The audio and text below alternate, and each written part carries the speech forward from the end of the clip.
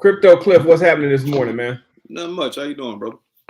I'm good, man. Traveling today, yesterday actually, and we just came into the group unannounced. So we just gonna talk about a few things. But travel days are always long days for me because I like to fly in the morning, and so when you get up early and then you get to wherever you're going, you still got that full day, and then So I'm on somebody else's time zone. I'm on the Eastern time zone, and man, the East Coast, New York, they be up. They've been up since about 5 o'clock. I walked outside to get some coffee, man, and it was on like Donkey Kong. You know what I'm saying? Oh yeah, the early bird gets the worm, man. You know how they go. I'm telling you, and I'm conditioned to wake up early, which can be a good thing and a bad thing because I get sleepy in the middle of the day, man. People know my old ass like to take a nap. You know what I'm saying?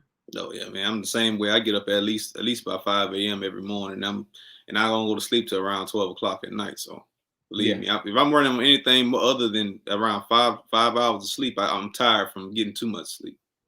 So do you take time to take a little nap in the daytime? Do you shut your mind off or do something mindless, or do you go all the way through? I go all the way through. I don't have the luxury of taking a nap sometimes because my mind doesn't give me the luxury of taking a nap. Not the fact that I don't have the time to take a nap, but my mind is always consistently running all the time. I'm always thinking of new innovative ways to upgrade the group, or upgrade, my financial strategies, or upgrade life in general. So I don't get much rest. I'm like Jesus. I can sleep when I die. Hey, look, man. We're gonna die if we don't sleep. I tell you what, I'll lay down, but you're right. Like I'll say I'm gonna take a 30-minute nap. 10 minutes later, man, I'm up trying to write something down because I can't turn my mind off. You know what I'm saying? Yeah. Oh yeah. It's all good, but we gonna get there. We gonna get there. So we got an event coming up, man. Miami, which I'm super excited about. Primarily because we've been taking the feedback from our conferences as we've gone, and people want more interactivity. They want it to be teaching and more workshop. You know what I'm saying? Oh yeah, definitely. Tell me about the feedback we've been getting. Well, the feedback we've been getting from our conference has been extremely positive. I don't think we had a negative comment yet from the Dallas event or the Baltimore event. And I like to use the Baltimore event more because Baltimore and Dallas, we were around new people. Don't get me wrong, but we were around mostly family and friends. But when we went to Baltimore, it was a total different scenario. We didn't know anybody there other than the brothers that were in BMMO. And so the love we got in Baltimore kind of hit a little different than the love we got in Dallas because of the fact that we didn't know anybody there, and people were really engaged into the information. People were really intrigued by the information we were getting, and they were more inclined to actually sign up for other products on top of that. So and we go to a place and we don't sell anything. I think the thing that is funny the most when it came down to the Baltimore trip was they were looking for us to come in like an MLM and come in and hit them with a whole bunch of information, get them all hyped up, get them all riled up and be like, okay, cool, here's the product. And we're like, no, this is not the product. We literally came here just to teach you. We came here just to teach you. And people were shocked at that. And they were like, well, it has to be something else. It has to be something else. And I was like, okay, cool. Well, we have a membership that we spread information in, all the coursework, which I actually did. Me and you walked through the whole entire beginning stages of crypto course. It's actually in the membership as well, too. And they were like, well, how much is that? It's $20 a month. They're like, what? That's it? Like, we're not in this to get rich. We're in this to actually help people and help build a community, our community around crypto investing. That's our main purpose and that's our main goal. So, when it comes down to Miami is going to be a whole nother monster because in Miami, we're going to get more, we're going to be more hands-on. We're going to tell everybody, bring your laptop. Versus me standing on the stage and actually talking about how to set up your crypto wallets and how to set up your crypto exchanges. We're going to actually go into how to set up the crypto exchanges and walk you through that whole entire process while we're sitting there in Miami. We're going to be totally more hands-on. We're going to teach you how to actually get into the more riskier exchanges and how to actually buy those more riskier coins. We're going to go into depth with the DeFi market is. We're going to go into depth on what NFT market is. So it's going to be a lot more interaction going on in Miami than Dallas or in Baltimore combined.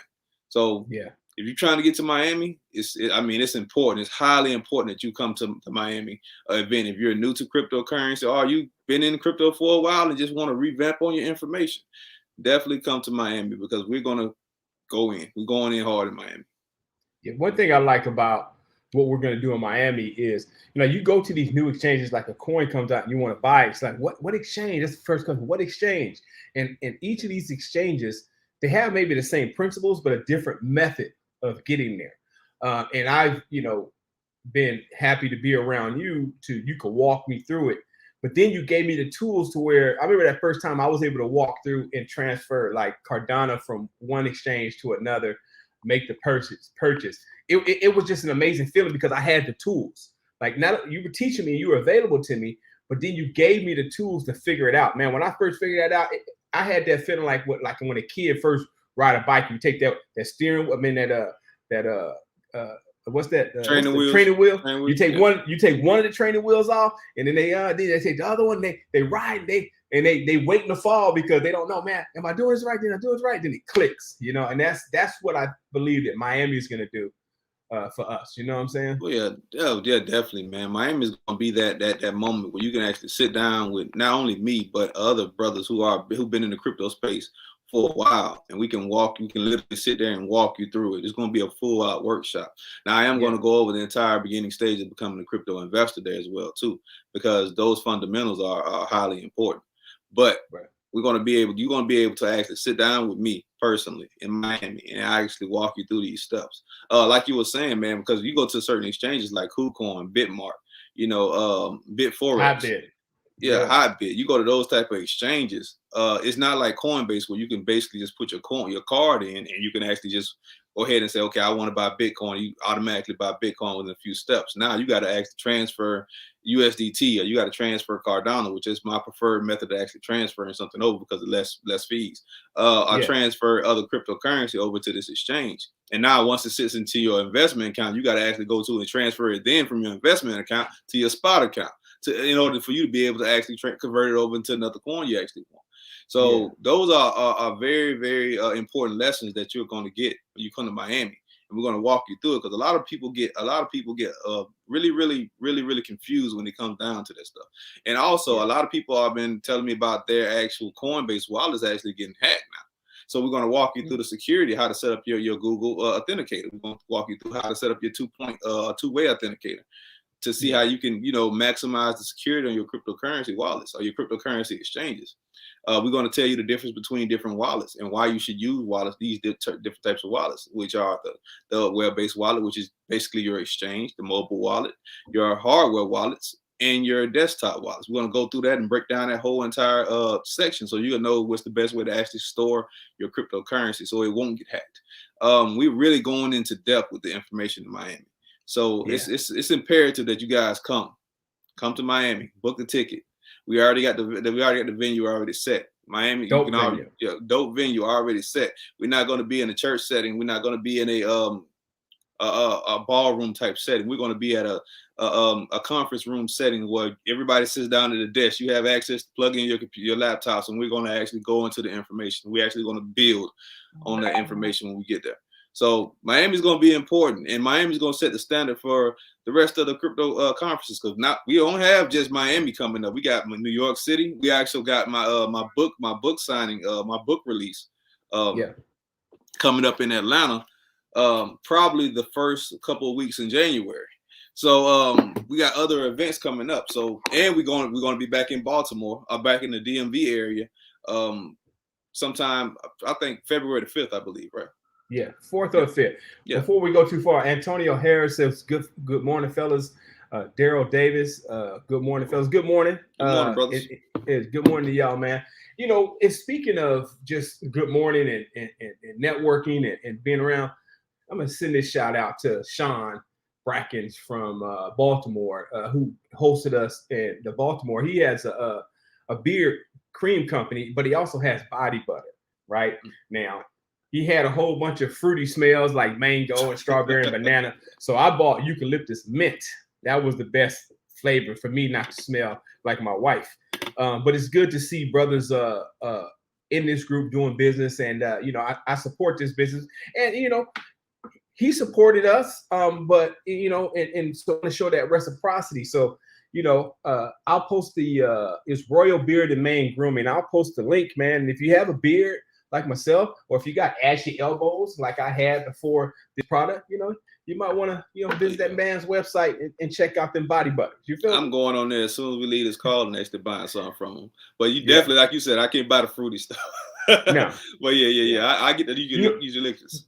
The ironic thing is he started off with the beard cream, right? And then I was talking to him, he went to the body butter, and a lot of women start buying it. That's the thing about business. Like, just even this crypto conference, we've made changes at every step based on the feedback. Okay, we did Dallas, we took what was good, what was bad about Dallas, to Baltimore, what was good, what was bad, and then now we have Miami, which is workshop, which is hands-on, which is get your pencil out. Because one thing you told me, even though everything's on the computer and on the phone, you told me, hey man, when you execute a trade, most investors write down the date and what they got in at, because it can get convoluted if you don't really know how to read these charts on what you really bought at. So it's about continuous improvement, like Royal Maine body butter doing better than beard cream. So making those adjustments. But go back to that point about writing things down. Oh yeah, man. I write everything down. Every trade I've ever made, I've got it written down in notebooks. And that's because I need a reference point for everything I do. I want to actually go back and see 3 or 4 different ways, or 3 or 4 different method of reference points of me making this trade and how much profit gains I've got since I made this trade. So me personally, I go old school with it. A lot of people just like to do everything directly on their computer, but your computer system can fail you.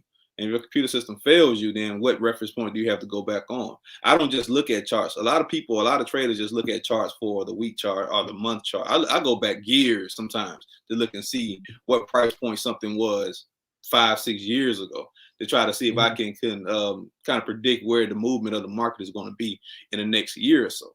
I'm going on to like that. I love to watch history, period. So me going back and actually looking at a trade, for instance, I go back and look to see what the price point of Cardano was 2 years ago versus today.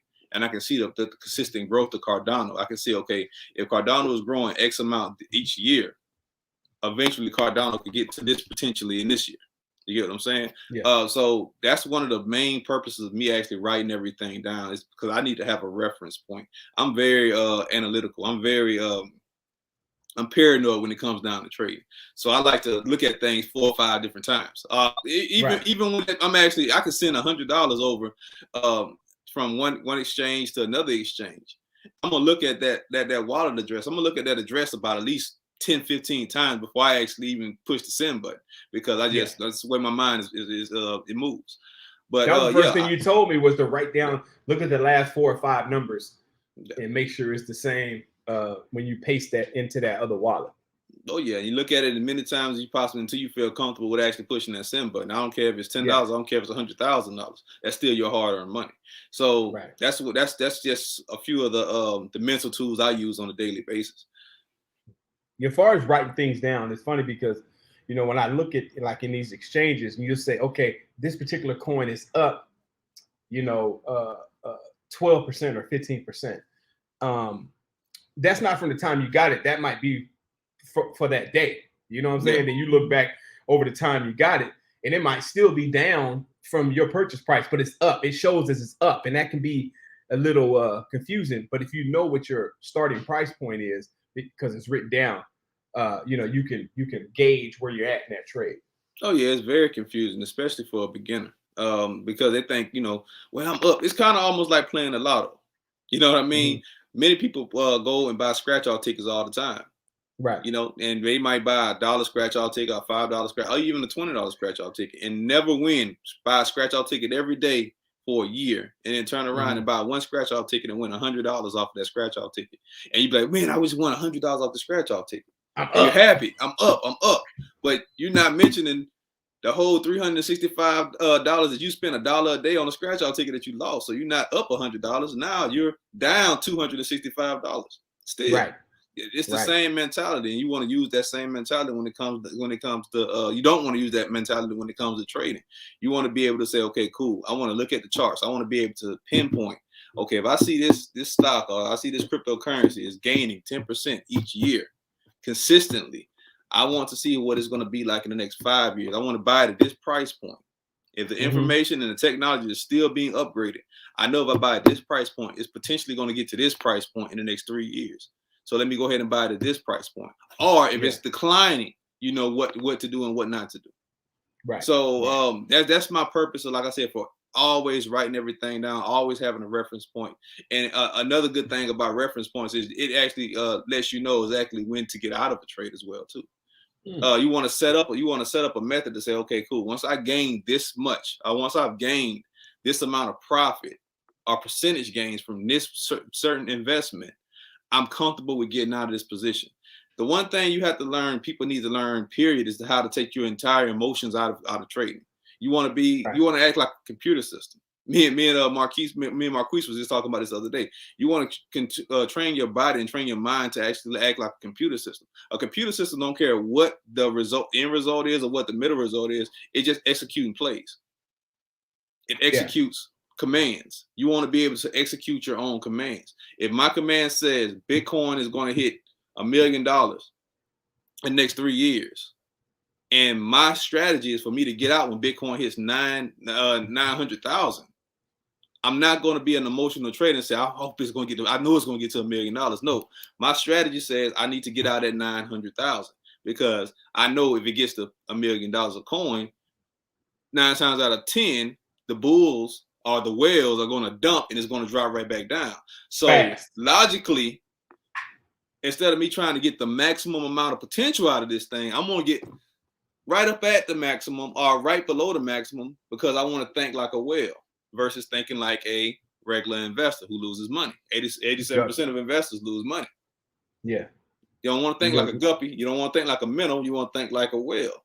So if you know the whales are going to dump at $1 million a coin of Bitcoin, I'm pulling back at 900,000. And I'm just using that example for just for conversation. Right. Yeah. I get it. Well, look, man, I ain't going to hold you long. I know you got charts to look at and kids to feed and people to train. But I just posted the link for the Miami Mastermind, which is December 11th and 12th in beautiful, close to South Beach, Miami. I know Sean, talked to Sean last night. Him and his wife are coming. It's her birthday, so he get to do some crypto, get to hang out with the brothers, and he get to satisfy his commitment as a husband to make sure his wife has a good birthday. You know what I'm saying? Hang out down South Beach. That's what's up. Yeah. And so he puts that work in. Then on Father's Day, he gets some socks and drawers. That's the investment. And you know, man, you know how it goes, man, with us, man. Hey, that's we shed a tear every year for Father's Day, man.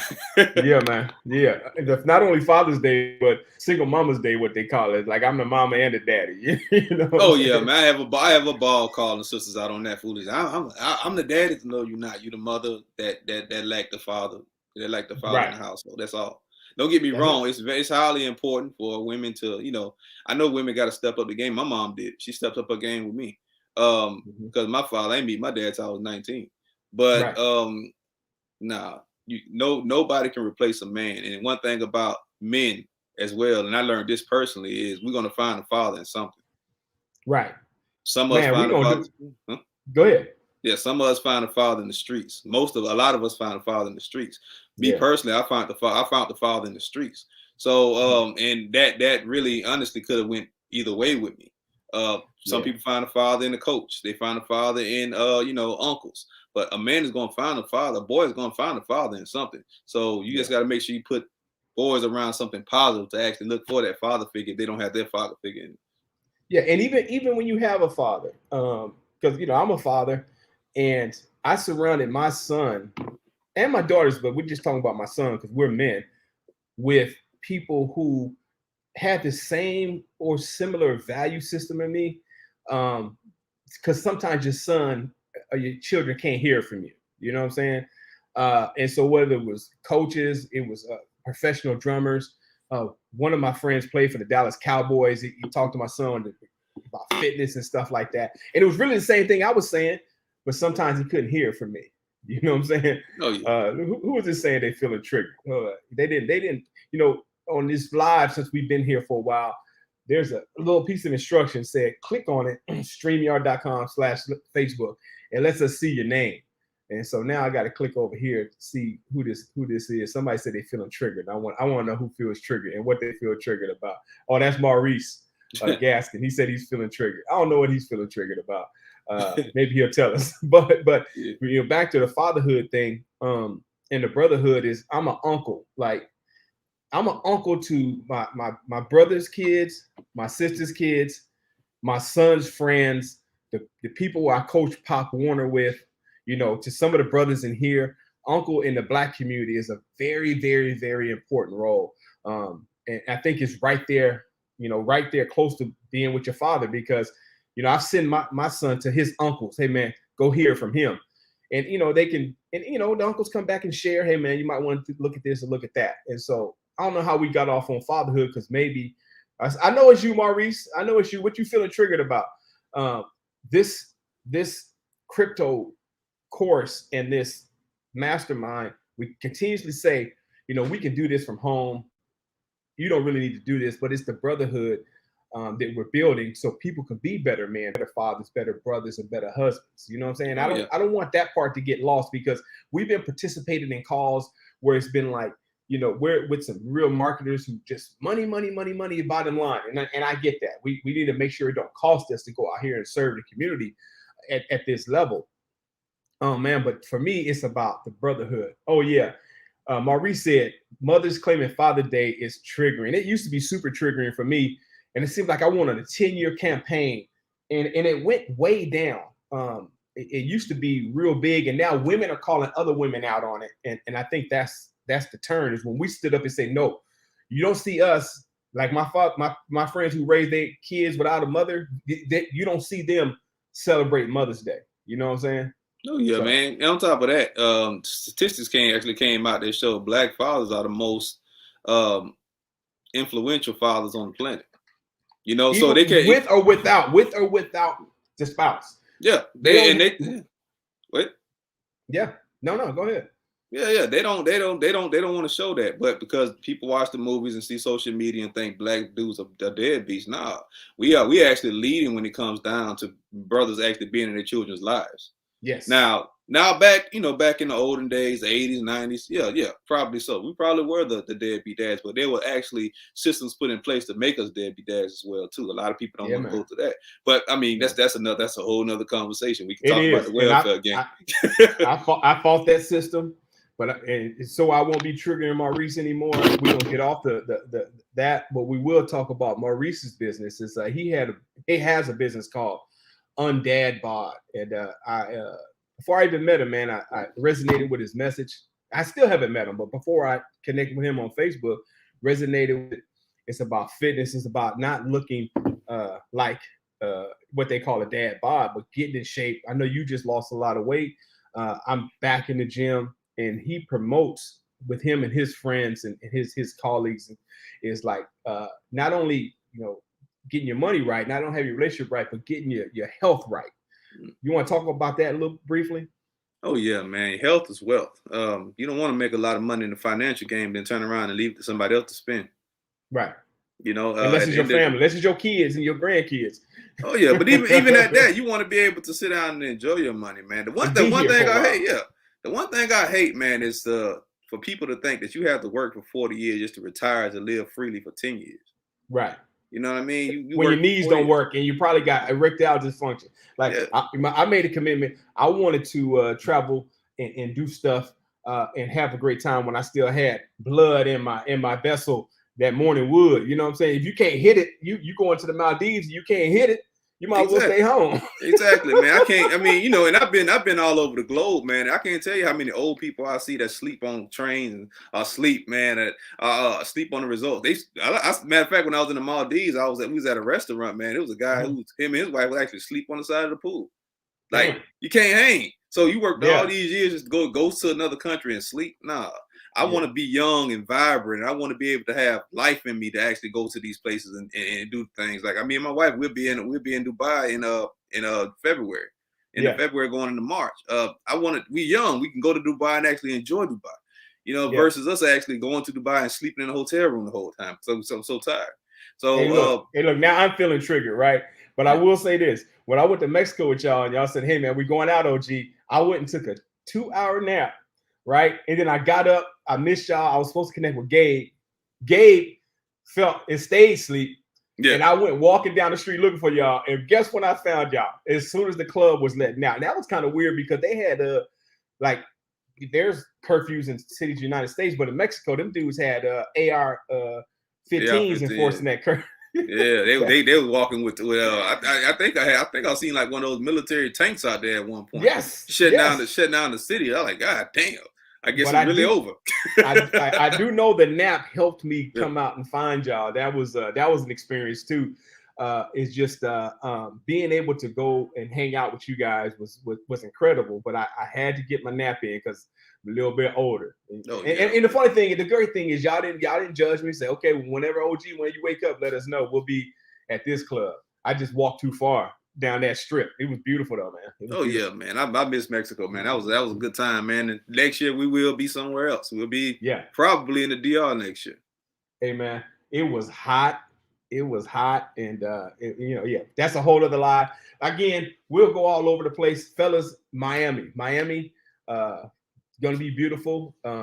It's one of them hybrid events where we're gonna do workshops, and some of our wives are gonna be there. We're gonna do couples things, and figure out. And then bonus, I hadn't told Cliff this, but I'm gonna actually bring the equipment to stream parts of it and make it available only in the Mastermind. So if you're a member of the Mastermind, you'll have some of the streaming will come in, but the hands-on stuff and the fellowship and the brotherhood is what you really want to show up for.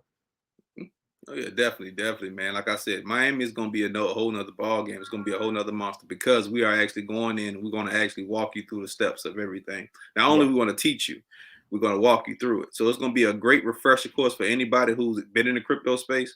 It's going to be a great beginner's guide to cryptocurrency for anybody who's brand new to the space.